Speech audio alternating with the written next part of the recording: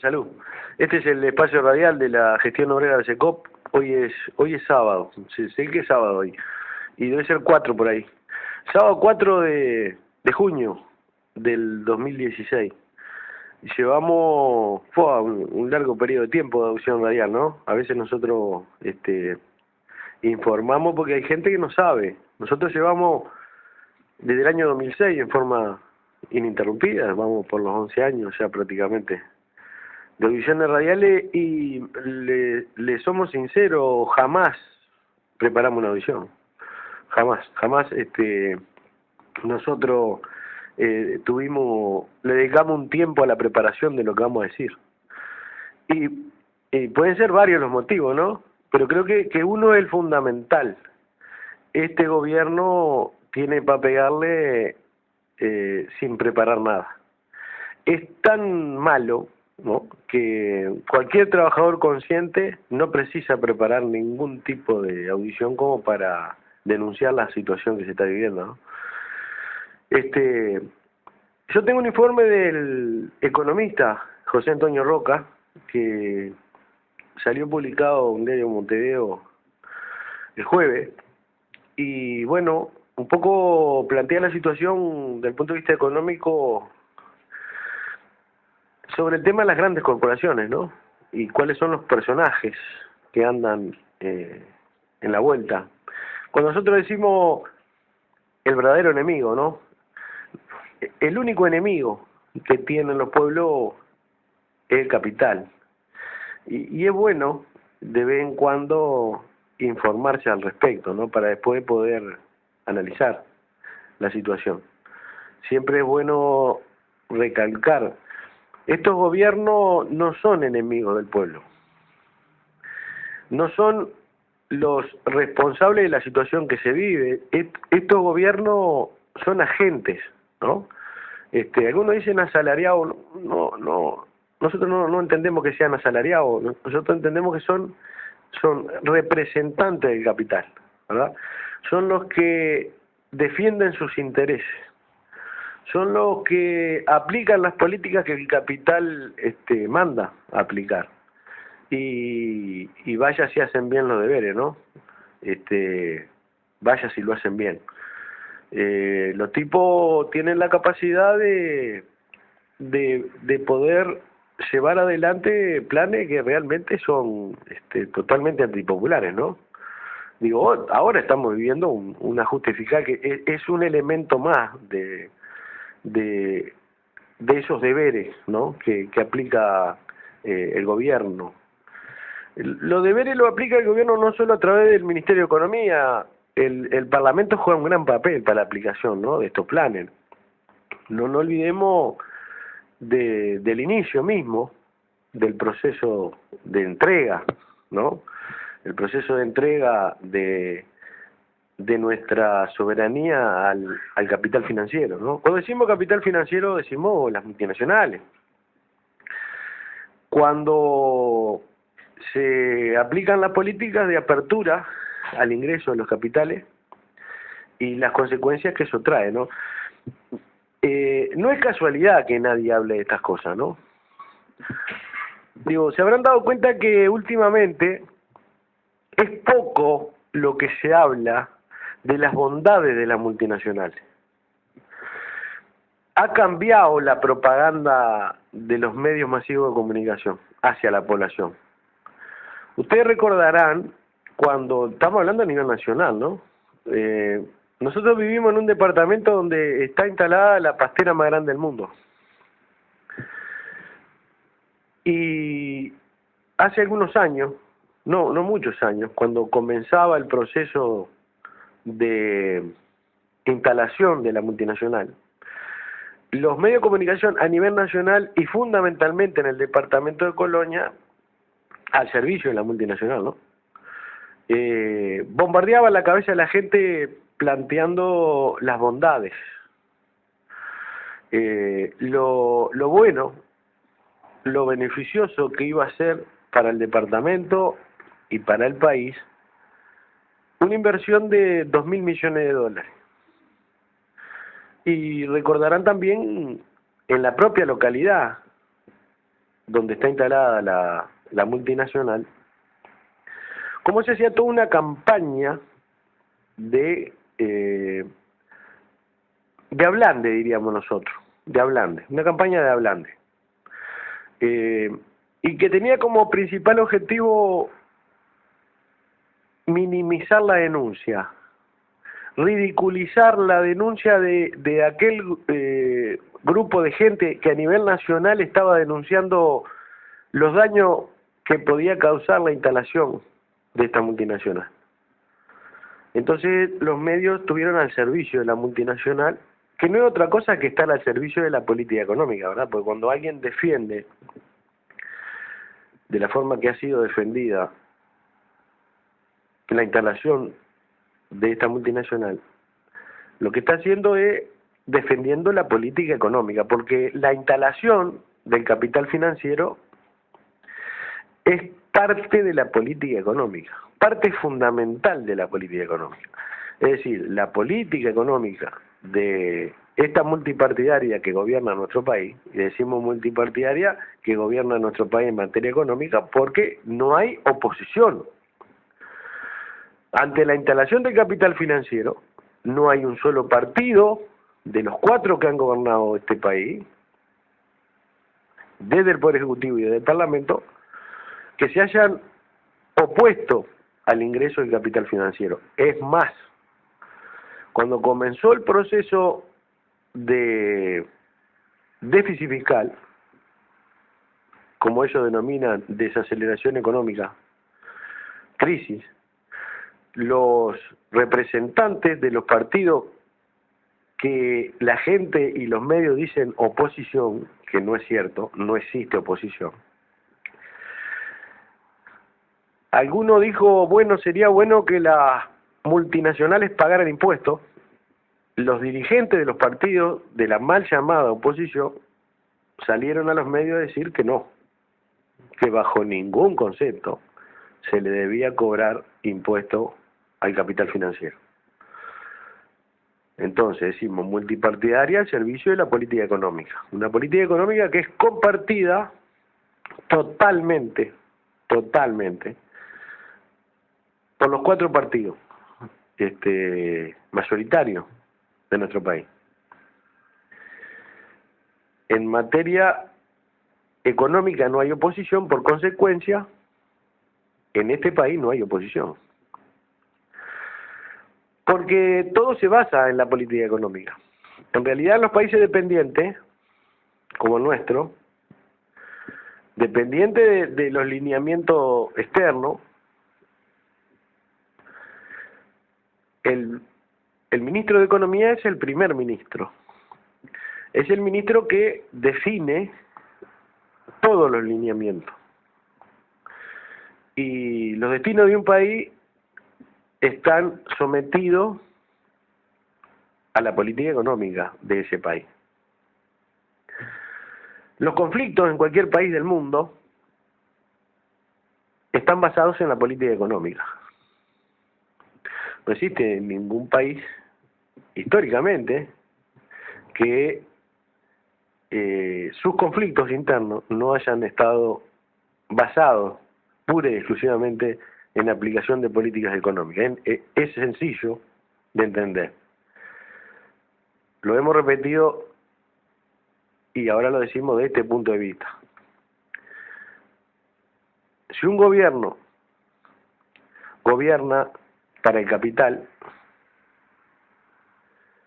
los conflictos se generan a través de las movilizaciones populares, que se ven afectadas por la política económica de ese gobierno que gobierna para el capital. Si un gobierno se instala y gobierna para el pueblo, los conflictos se basan en las denuncias y las acciones que aplica el poder económico, producto de una política económica que los afecta en sus intereses. Si se gobierna para el pueblo, se afecta al capital. Si se gobierna para el capital, se afecta a los intereses populares. No hay otra forma de gobernar. No hay otra vía posible que se haya inventado, no existe. Es imposible. que se gobierna de otra forma, o para el capital o para el trabajo. Entonces la política económica es la que rige los destinos del mundo entero. Las guerras son producto de políticas económicas. Las invasiones a los países son producto de políticas económicas. Bueno, y nosotros decimos que estamos gobernados por una multipartidaria que acepta en todos sus términos este tipo de políticas económicas alineadas a los organismos internacionales de crédito, que son las que generan déficit fiscal, impuestos a trabajadores y jubilados para enfrentar el déficit fiscal, producto de instalación del capital financiero internacional en zonas francas sin pagar impuestos, con las imposiciones que el capital realiza a los diferentes gobiernos, ¿verdad? Otro día no sé quién decía que sería bueno que sean los que rompieron las rutas los que las paguen. Cuando hablamos de la destrucción de la infraestructura en nuestro país, es producto del ingreso de esa industria pesada, ¿no? Esa gran industria, esos monstruos que necesitan miles de millones de toneladas de materias primas que son transportadas a lo largo y ancho de todas las rutas de nuestro país, que van desde las plantaciones de eucalipto hacia las plantas. Ha sobrecargado naturalmente la ruta de nuestro país, la han destrozado, ¿no? Han acelerado el proceso de destrucción, el tránsito pesado, ¿verdad? Y a su vez, dentro de las exigencias que tiene el capital financiero, está el de tener rutas en óptimas condiciones como forma de que ellos puedan trasladar sus materias primas para la producción de forma más rápida, ¿verdad? Bueno, todo eso es parte de una política económica que ha generado consecuencias muy jodidas a la población. Cuando tenemos un país que está comprometido a resolver el tema de la destrucción de la ruta, estamos comprometiendo a nuestra población a endeudarse cada vez más. Son muchos los daños. El daño medioambiental no lo estamos tocando, estamos hablando de lo económico, ¿verdad? De la destrucción que causa la instalación de las multinacionales, producto de una política económica.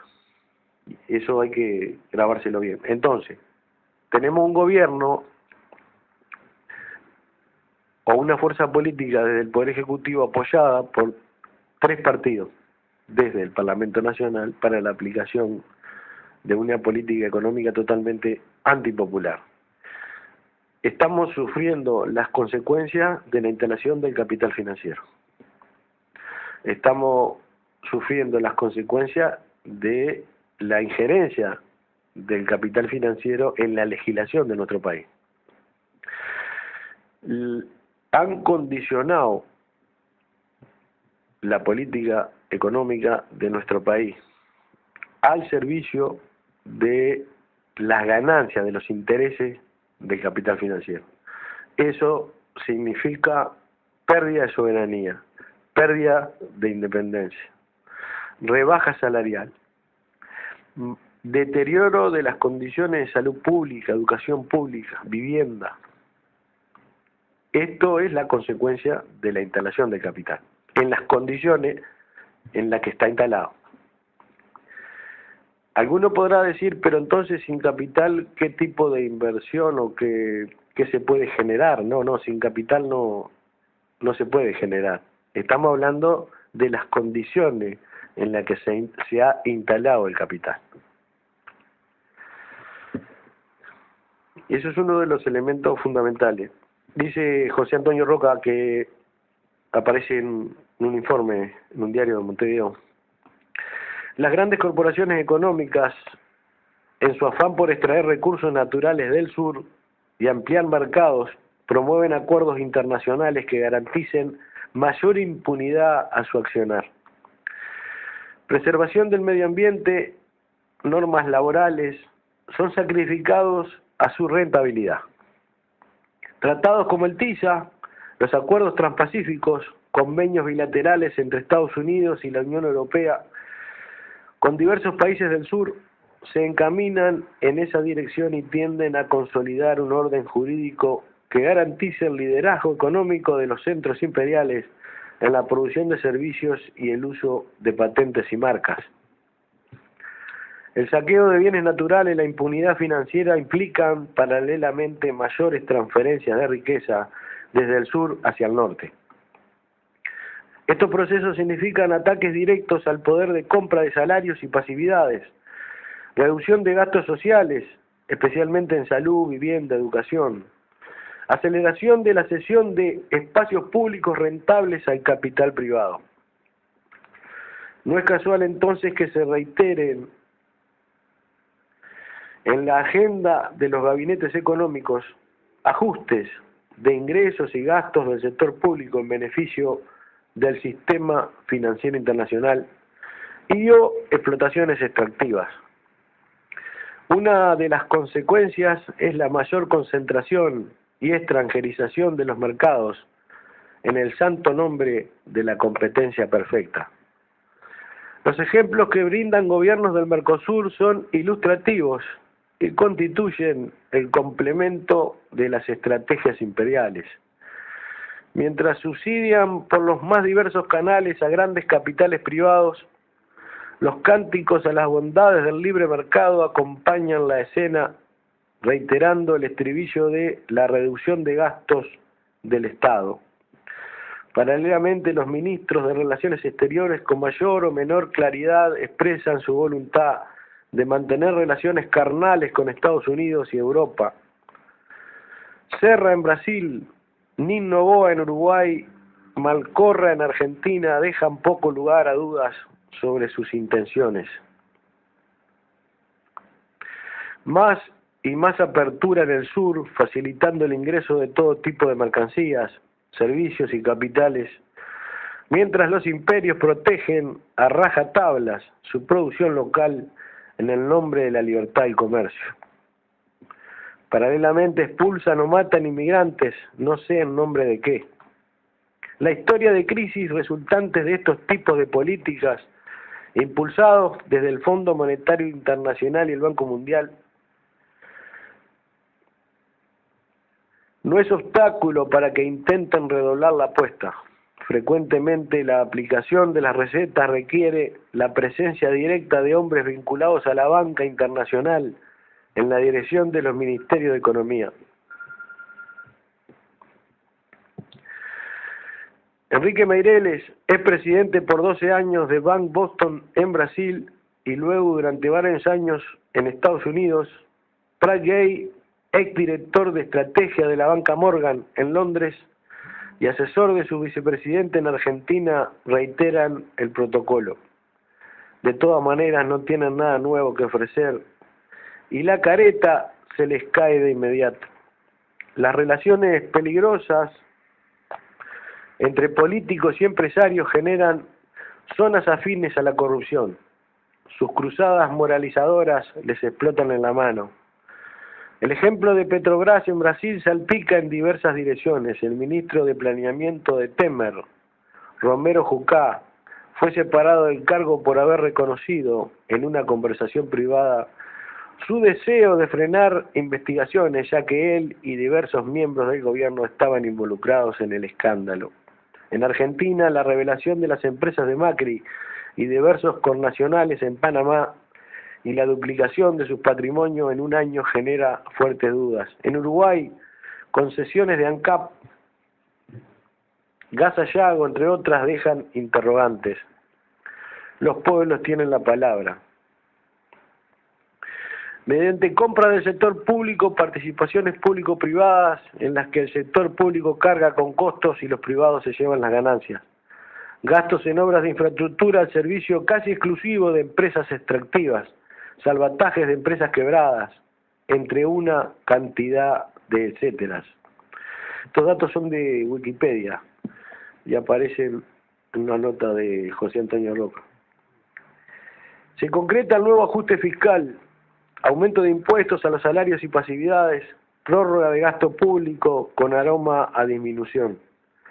En nombre de que pague más el que tiene más, será que las empresas en zonas francas, grandes bancos, especuladores, terratenientes, extranjeros, tienen menos que los trabajadores que ganarán 33.000 pesos nominales en enero del 2017. Además de elevar el impuesto a sueldos y pasividades, reduce el porcentaje de exoneraciones y reducirá el número de trabajadores públicos. De los aproximadamente 300.000 contratos laborales en el sector público, 40.000 corresponden a intendencias, una cifra similar a los entes del Estado. De los 220.000 del gobierno central, 100.000 corresponden a enseñanza pública, incluyendo universidad. 30.000 a salud pública y guarismos similares a cada uno de los ministerios de Interior y Defensa. El resto se distribuye entre Poder Judicial y los diversos ministerios. ¿En dónde será la reducción? La recaudación del IVA en Uruguay reitera 12 meses de descenso en términos reales. Revela el descenso de las ventas. El IVA representa el 52% de los ingresos de la DGI. El descenso de su recaudación afecta fuertemente las cuentas públicas. Es un tributo que recae esencialmente sobre el pueblo y que por sus rasgos acompaña el ciclo económico, aumentando en las fases de auge y cayendo en las etapas de recesión o crisis. CNN informa sobre tratativas de la empresa Bayer para la compra de Monsanto. El ya enorme proceso de concentración de capitales en rubros de la industria química, transgénicos, semillas y ainda más, daría otro enorme salto. Los economistas oficiales siguen hablando de mercados libres y competitivos. Esto lo escribe el contador José Antonio Roca. Nosotros hemos venido hablando de todas estas cuestiones que nadie habla, ¿verdad? Cuando se callan estas cosas, y decíamos nosotros, cuando la instalación del capital financiero internacional a través de las multinacionales, los medios de comunicación jugaron un papel importantísimo para allanar el camino de la instalación, frente a las denuncias que se venían realizando, ¿verdad? Un poco para desenmascarar el papel de los medios, ¿no? Que claro, tal vez no se alcanza a comprender. Si los medios no jugaran el papel que están jugando, difícilmente nuestro pueblo hubiera aceptado tan pacíficamente este tipo de políticas económicas. Es verdad, hay un elemento que es fundamental. La central de trabajadores está al servicio de esto. Y si a eso le sumamos los medios de comunicación, es muy poquito lo que le queda a nuestra población para poder acceder a la información real, al conocimiento real de las consecuencias que trae la instalación del capital. Entonces, como que hay todo un aparato, todo un manto, nos ponen como una venda en los ojos, como forma de poder comprenderlo, ¿verdad? Parece mentira, ¿no? Es difícil de comprender cómo esta multipartidaria que gobierna nuestro país ha podido lograr con tanta facilidad la entrega. Ese es un elemento que queda en el aire, difícil de comprender. ¿En qué se ha diferenciado, decimos nosotros, como para dar un ejemplo? Las políticas que desde 1985, terminada la dictadura, se aplicaron en nuestro país, con la política que se aplicó en un proceso paulatino, sistemático, a partir del año 2005. ¿En qué se han diferenciado? Del punto de vista de la defensa de los intereses populares. ¿En qué se han diferenciado? En materia de salario, en materia de jubilaciones, en materia de salud, en materia de educación, en materia de vivienda. ¿En qué se han diferenciado? ¿Qué tuvimos nosotros en ese periodo que podamos decir, bueno, mejoramos? Claro, cuando se instala el capital, cuando aparecen los miles de millones de dólares que ingresan, ¿no? Le dio a un sector de la población la posibilidad en la teoría del derrame, tener un ingreso mejor.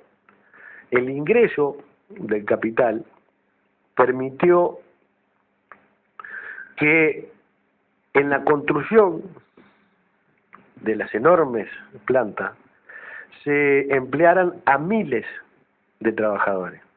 Pero se ocultaba, por otro lado, que en el proceso para la instalación de estos mega emprendimientos se estaban expulsando de la tierra a miles de productores rurales.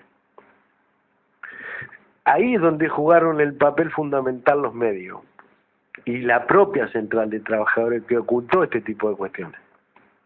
Porque ¿por dónde recibe la información la población? Si no la recibe a través de los medios, porque los medios están al servicio de diferentes tipos de políticas, lo recibe a través de las organizaciones populares. Las organizaciones populares juegan el papel fundamental de conducir al pueblo en la defensa de sus intereses. Y para conducir al pueblo en la defensa de sus intereses, tienen que informarlo, tienen que trasladarle el conocimiento.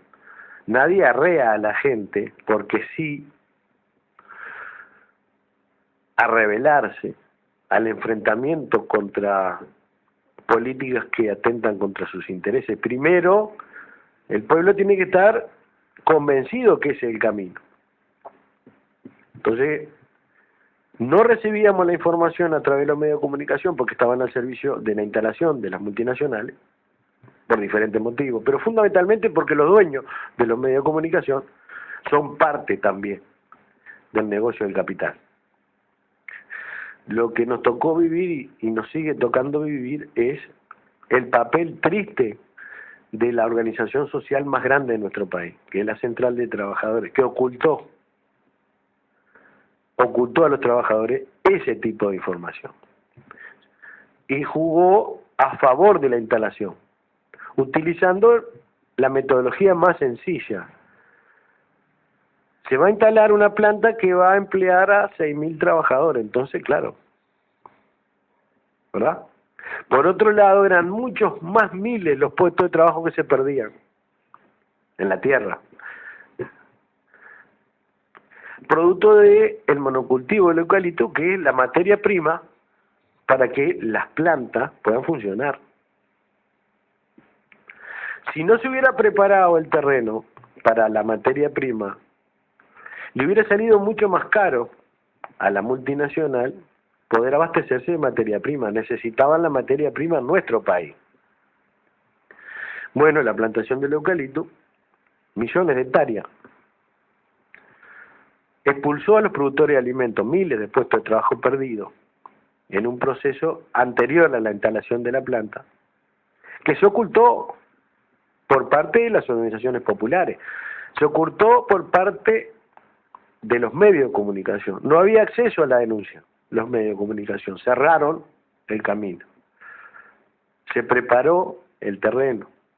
Por eso se le ha hecho tan fácil a esta multipartidaria la aplicación de esta política económica, porque contó con los elementos fundamentales a su favor.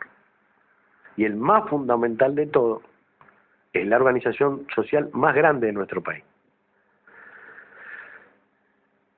Deberíamos decir que la historia no absolverá a estos representantes de la organización más grande de nuestro país. No los va a absolver. Porque algún día esto se va a destapar, naturalmente que sí. Ya comienza a destaparse paulatinamente. Claro, porque de estas cosas las futuras generaciones la van a hablar. Siempre se apela a la historia. Porque un día no se puede detener más, no se puede tapar más, ¿verdad? Y decíamos, el ejemplo es claro.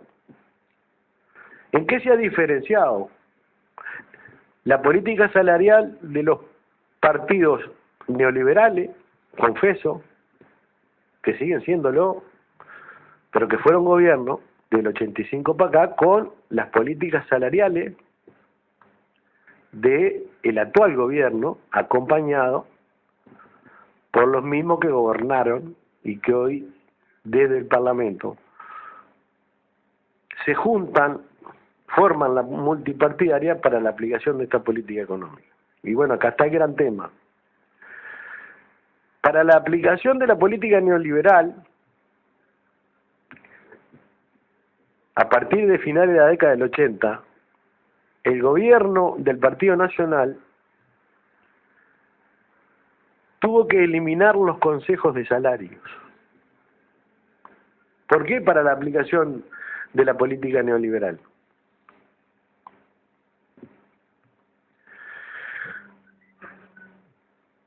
Es bueno explicarlo. El capital, indefectiblemente, necesita salario sumergido. Bueno, a fines de la década del 80, se eliminan los consejos de salario como forma de que el empresariado nacional y extranjero tenga vía libre para reducir a los salarios, recortar los salarios. Porque los consejos de salario que se instalaron en 1985, después de la dictadura, le habían dado un resultado muy interesante a las organizaciones sindicales. Las organizaciones sindicales venían con toda la fuerza, lo que significaba 11 años de no poder haber, de no permitírsele movilizarse. Con la instalación de la democracia, las organizaciones sociales, obreras, se transforman en legales y comienza un proceso de organización muy fuerte, que en los diferentes consejos de salario le arrancaron al empresariado interesantes aumentos salariales. Desde el año 85 al año 89, 4 años. En el año 89, con la instalación del gobierno de Luis Alberto Lacalle, los capitales vieron que los consejos de salario, con una organización sindical o una central de trabajadores independiente del poder político, con independencia de clase, le estaba arrancando demasiadas reivindicaciones al capital. Encomendaron a su agente de turno, Luis Alberto Lacalle Herrera, a la eliminación de los consejos de salario. Desde el año 1989 al año 2005 o 2006, los consejos de salario no son obligatorios en nuestro país. Hay gente que dice que el Frente Amplio devolvió los consejos de salario y eso permitió aumentos salariales. Eso no es verdad. El gobierno del doctor Vázquez devuelve los consejos de salario con una central de trabajadores totalmente diferente, con una organización sindical totalmente diferente. Consejo de salario con una organización obrera sin independencia de clase, atado a la política económica de un gobierno que junto a los otros partidos aplican políticas económicas al servicio del capital, es legalizar la rebaja salarial. El empresariado extranjero y nacional a partir del año 2006, ve que los consejos de salario son la salida para la rebaja salarial. Es aquí donde tal vez es difícil de comprender. Cuando vos tenés un movimiento sindical con independencia de clase, no atado a ningún partido político, es difícil, imposible para el capital poder hacerlo retroceder en la pelea por sus reivindicaciones. ¿Con qué nos encontramos a partir del año 2006? Con un gobierno que iba a aplicar las mismas políticas económicas que se habían aplicado en este país. También en materia salarial, por consecuencia, porque el salario es parte de la política económica. Y asistimos a la transformación de la organización social más grande de nuestro país. Se transformó. Aquella independencia de clase que había tenido históricamente desde el año 1966 con la fundación de la Convención Nacional de Trabajadores, se perdió a partir del año 2005 con la asunción del Frente Amplio del gobierno. La organización social más grande de nuestro país, la Central de Trabajadores, se alinea al gobierno nacional. Quedó demostrado, ¿verdad? Dirigentes que en cada elección hacían campaña electoral para que se votara nuevamente al gobierno. Una pérdida absoluta de la independencia de clase. Se alistaron detrás de un partido político, detrás de una fuerza política, y aceptaron las condiciones impuestas por el Ministerio de Economía. Jugaron el gran papel que cualquier gobierno anhela de allanarle el camino para la aplicación de cualquier política, fundamentalmente la económica. Recordemos que antes de la asunción del gobierno del Frente Amplio, ya se hablaba de la instalación, porque fue Jorge Valle el que le dio entrada a Bosnia, a UPM. La Central de Trabajadores se había manifestado en contra de la instalación de pasteras en nuestro país, porque iba a significar un daño irreparable al medio ambiente. Los dirigentes de la Central, antes de la asunción del gobierno del Frente Amplio, le habían explicado a la población que estas pasteras venían expulsadas de Europa y que la Central de Trabajadores estaba en contra de la instalación de este tipo de emprendimiento en nuestro país. La vida demostró lo contrario. Inmediatamente después de la instalación del gobierno del Frente Amplio, la Central de Trabajadores se puso al servicio del gobierno y nunca más denunció que la instalación de estos emprendimientos iban a ser nocivos para nuestro país. Es más, organizaciones obreras dentro de las propias pasteras, increíblemente, eran los encargados de conseguir personal para trabajar en las multinacionales.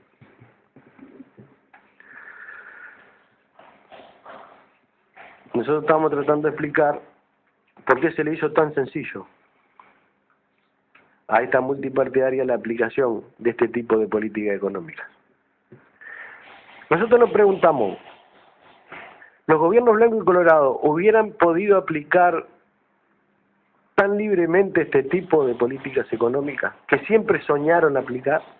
No, hubiera sido imposible. No porque los medios de comunicación no hubieran estado a su favor. Los medios de comunicación siempre están a favor de la aplicación de esta política económica. Es natural que así sea, por diferentes motivos. No solo por la propaganda que reciben de las multinacionales y del capital y del propio gobierno, sino porque los dueños de los medios de comunicación también se benefician con el ingreso de esos capitales.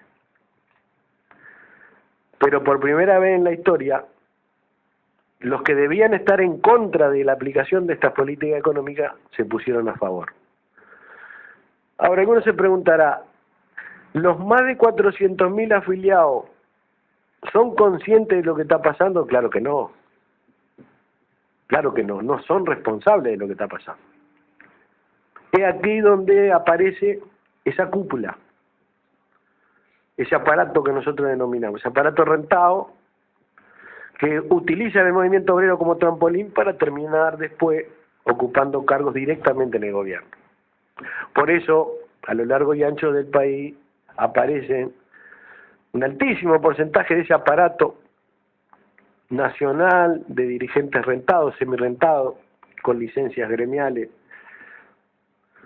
en las diferentes listas de la fuerza política de gobierno.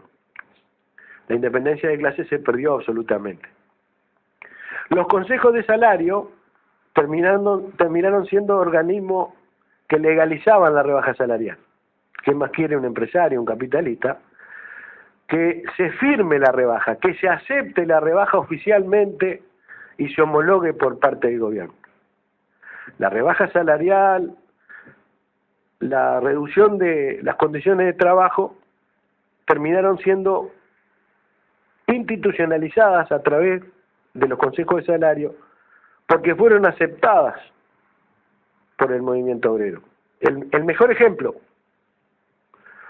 es la última movilización histórica de los trabajadores de la enseñanza, que llegaron a un pico de la movilización que juntó a más de 50.000,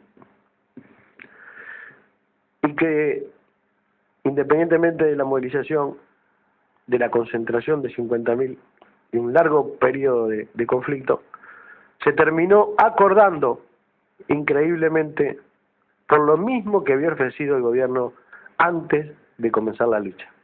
Eso quiere decir muchas cosas. ¿Verdad? Bueno, claro, tal vez es difícil de comprender. Digo, la historia no lo absolverá. Nosotros estamos convencidos de una cosa, en pocos años, todo esto que nosotros estamos diciendo va a ser reconocido, ¿verdad? Porque viene dándose a paso agigantado, ¿no?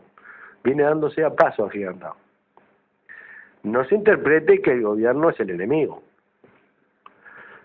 El gobierno allana el camino ante su pueblo a través de medios de comunicación y organizaciones sociales como la que acabamos de nombrar, para que el capital pueda saquearnos libremente. El mejor ejemplo es cuando un padre de familia abre las puertas para que entren los ladrones y se lleven todo, ¿verdad? Los que nos saquean son otros. El gobierno no nos saquea el capital. El gobierno le abre la puerta. Los medios de comunicación le dicen a los que están adentro que se queden tranquilos, que este es el mejor camino, y los que deben defender los intereses de los que están adentro saqueados también convencen a los que están adentro de que debemos portarnos bien, porque si no aceptamos este tipo de política podemos estar peor. Digo, es tan sencillo como eso. ¿Por qué pasa eso? Por el analfabetismo político que reina, por la falta de información. Es un proceso de décadas. Esto es décadas, un proceso que se viene dando de la dictadura para acá, ¿no? Donde nos encontramos con trabajadores que ni siquiera saben lo que es un consejo de salario. Trabajadores en el interior del país, seguramente en Montevideo también, que todavía creen que los ajustes salariales los aplica por decreto un gobierno, ¿no? Eso es producto de la falta de conocimiento, no saben ni cómo funciona. Por eso este aparato al servicio del capital, que está disfrazado de defensor de los trabajadores, actúa tan impunemente, tan libremente, ¿verdad? Es más, viajan al interior, te mienten a cara descubierta y con la luz prendida. Son escuchados. Tampoco la historia lo resolverá a ellos, ¿verdad? Qué lindo sería que reciban su merecido, ¿verdad? Que un día lleguen al interior, junten los trabajadores y los trabajadores los echen. Eso sería bueno. Y ahí se irían dando cuenta de que la gente se empezó a despertar.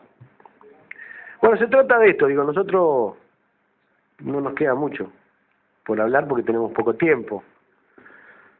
Nosotros intentamos, a través de las audiciones radiales, tratar de mostrar la otra cara, ¿verdad? La otra cara de esta moneda, ¿no? La otra cara de esta moneda.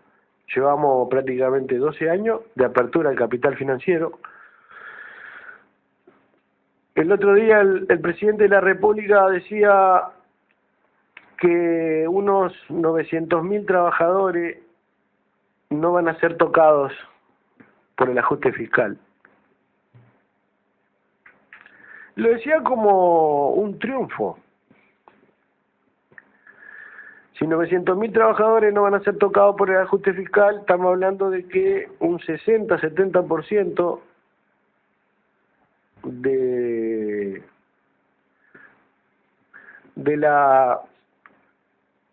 la población económicamente activa gana una miseria. Y nos terminan convenciendo que qué bueno que ganamos poco, ¿no? Gracias al gobierno que ganamos poco, no vamos a tener impuestos. La cultura del esclavismo, ¿no? Cada día nos vamos metiendo más para adentro y conformándonos cada vez con menos. Son políticas inteligentes, ¿no? Totalmente antipopulares. Y después está el dicho que un día dijo Mujica, los chanchos no votan a Tonelo, ¿no? ¿Por qué los chanchos no votan a Tonelo? Supuestamente los chanchos no deberían votar a Tonelo porque Tonelo los carnea. En nuestro país el 98% de la población en la última elección votó a Tonelo. Es cuestión de análisis, ¿no? Y esto de los consejos de salario me parece que debe seguir siendo profundizado increíblemente, ¿no? En el año 43, producto de la conflictividad existente en nuestro país,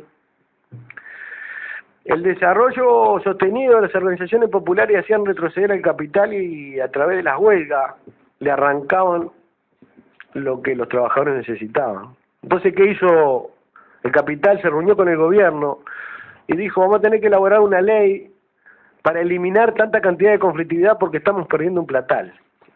Entonces se creó la ley de consejo de salario, negociación colectiva. Obligó a las partes a sentarse a negociar. Era una tregua para el capital, porque de no instalarse los consejos de salario, que en definitiva fue la traba a la conflictividad, el freno a la conflictividad, seguramente se le hubiera arrancado mucho más al capital, ¿verdad? Se instalan los consejos de salario y las organizaciones obreras con independencia de clase continuaron obteniendo reivindicaciones, producto de su independencia de clase, fundamentalmente eso, ¿no? Qué increíble hoy, a tantos años, que los consejos de salario sean la institucionalización de la rebaja salarial. Que los capitalistas pidan consejos de salario es insólito. Tan insólito como encomendarle a un sindicato que sea el encargado de presentarle a los trabajadores al patrón. Las cosas han cambiado. ¿Cuánta capacidad intelectual del sistema de explotación que es capaz de lograr que los chanchos voten a Tonelo? Nos vamos, seguimos el lunes con esto, me parece que es interesante seguirlo explicando, ¿no? Como siempre, ¿no? Un saludo a todos los compañeros eh, defendemos desde este pequeño lugar, sin condiciones, el proceso que está llevando adelante el pueblo venezolano. No nos debemos olvidar de eso. En Venezuela se juega los intereses de América Latina. Si la derecha llegara a lograr tomar el poder en Venezuela, lo que terminaría en una guerra civil, naturalmente, eso envalentonaría a los neoliberales de América Latina y del mundo. Se juega una gran parada Latinoamérica en Venezuela hoy por hoy. Nos vamos, como siempre, el que lucha gana y el que no se muere de hambre.